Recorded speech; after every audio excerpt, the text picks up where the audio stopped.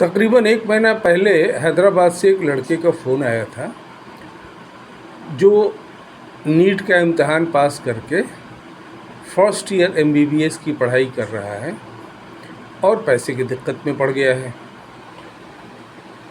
हमने उससे उसका पूरा बैकग्राउंड जाना। उसके पास रिसोर्सेज कम है। साल का वहाँ पर 7 लाख रुपए की फ़ीस है उस मेडिकल कॉलेज में जहाँ वो पढ़ाई कर रहा है, और पहले साल का तो किसी तरह से दे पाए। उसके वालिद की दर्जी की दुकान है, और ज़ाहिर है कि अब हर साल 7 लाख रुपये देना उनके बस में नहीं है, लेकिन हिम्मत थी, उन्होंने लड़के को पढ़ाया और एडमिशन दिलाया। अब वो उलझन में पड़ गए, मांगने पे कोई देता नहीं है, कौन देगा, कहाँ से देगा 7 लाख रुपये साल में। मैंने उनको बोला देखिए, और ये सबके लिए है कि अगर आपने किसी के बच्चे को 7 लाख रुपया दे करके पढ़ाया नहीं है किसी और के बच्चे को, तो कोई और आपके बच्चे के लिए 7 लाख रुपये महीने में साल में कैसे देगा। ये तो एकदम इजीली अंडरस्टैंडेबल चीज़ है कि अगर हम किसी के बच्चे को पढ़ाने के लिए 5 लाख, 4 लाख, 6 लाख, 7 लाख रुपया ज़िंदगी में कभी नहीं दिए हैं, तो दूसरा आदमी हमारे बच्चे को पढ़ाने के लिए आज जब हमारी ज़रूरत पड़ी है तो वो 5, 6, 7, 8 लाख रुपये कहाँ से देगा। तो मैंने उनको बताया कि देखिए, मेडिकल की पढ़ाई के लिए तो देश के तमाम banks, public sector banks, private sector banks खुशी एजुकेशन लोन देते हैं, और उसका इंटरेस्ट हम लोग दे देते हैं। तो आपको कोई दिक्कत नहीं है, आप लोन लेंगे, कर्ज़ लेंगे, किसी से भी लें, वो वापस तो करेंगे ही। हाँ सर वो तो कहने लगी, हाँ सर वो तो करना ही है, दुनिया में भी हिसाब देना है उसका और मरने के बाद भी हिसाब देना है। मैंने कहा ठीक है, आप कर्ज़ का पैसा वापस करिएगा बैंक को, धीरे धीरे 5 साल 10 साल में आपके ऊपर है, जैसा बैंक के साथ एग्रीमेंट करिएगा वैसा ही पे करिएगा बैंक को, और हम लोग उसका इंटरेस्ट उसी साथ में देते जाएंगे। आपको दे देंगे या डायरेक्टली बैंक को दे देंगे, लेकिन हम लोग भी EMI के ज़रिए हर महीने जो आपको देना पड़ेगा बैंक का, जो भी आप 20-25 लाख रुपये उधार लेंगे उनसे, तो EMI जो भी होगा उसका जो इंटरेस्ट का पार्ट होगा वो हम लोग दे देंगे।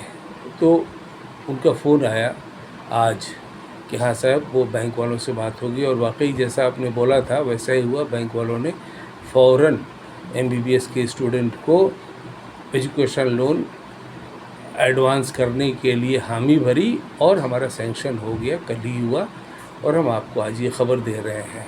ऐसे हम सब के लिए रास्ता खुला हुआ। देखिए, जिसका अपना पैसा है पढ़ ले अपने पैसे से, अपना पैसा मतलब अपना वालिदैन का पैसा, चाचा का पैसा, दादा दादी का पैसा, नाना नानी का, मामा मामी का, या दोस्त या रिश्तेदार का, ज़मीन बेच के पढ़ना हो पढ़ ले, वगैरह वगैरह। लेकिन जिसका पैसा नहीं है या कम है वो क्या करे, मतलब जाहिल रह जाए, झाड़ू लगाने वाला बन जाए, वालिद साहब की तरह से रिक्शा चलाने वाला बन जाए, मज़दूर बन जाए।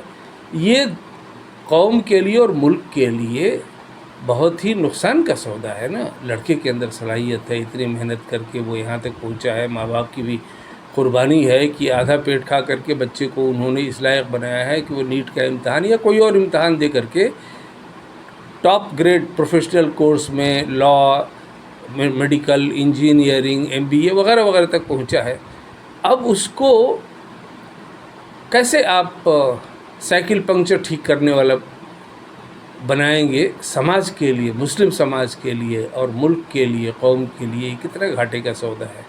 एक तो वैसे भी पूरे देश के 20 करोड़ मुस्लिम आबादी में सिर्फ 20 लाख लड़के लड़कियां ही हैं जो यूनिवर्सिटी लेवल पे पढ़ाई कर रहे हैं, हर तरह की पढ़ाई, और उसमें भी वो लड़के गरीबी की वजह से पढ़ाई से हट जाएं और वही रिक्शा पुलर बन जाएं। ये तो कौम के लिए और मुल्क के लिए बहुत ही तकलीफ़ और सदमे और नुकसान का मामला है। इसीलिए हम आप तमाम लोगों से गुजारिश करते हैं कि जिसके पास अपना हो पढ़े, मामा मामी, नाना नानी वगैरह का पैसा हो उसको लेकर के पढ़े, दोस्त या रिश्तेदार का उसको लेकर पढ़े। जिसके पास नहीं है या कम है वो बैंक से एजुकेशन लोन ले, खुले दिल से बैंक एजुकेशन लोन देते हैं। तमाम banks, public sector banks, private sector banks, आप गिनाइए, सब बैंक देते हैं। और गवर्नमेंट ऑफ इंडिया का पोर्टल है vidyalakshmi.com, विद्या लक्ष्मी नाम का पोर्टल है, उस पोर्टल पे जाइए, आपको तमाम बैंक्स मिल जाएंगे जो एजुकेशन लोन देते हैं। लीजिए, पढ़िए, आगे बढ़िए, मुल्क में इज़्ज़त, दौलत और शोहरत और ताकत कमाइए, समाज में अपना मुकाम बनाइए।